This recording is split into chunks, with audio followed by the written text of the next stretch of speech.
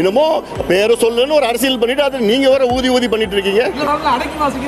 அன்னைக்கு என்னங்க அடைக்கி வாசிக்கல புரியல எங்களுக்கு. என்ன பேசணும்னு சொல்லுங்க, அதை நாங்கள் பேசிடுறோம். உங்க மனசுல என்ன இருக்குன்னு சொல்றீங்களேன். இல்ல சாமி வணக்கம். இவ்வளோ பிரச்சனையை பத்தி, தமிழ்நாடு பிரச்சனை பத்தி நான் பேசியிருக்கிறேன். கொங்கு மண்டலம் பிரச்சனை பத்தி பேசியிருக்கிறேன்.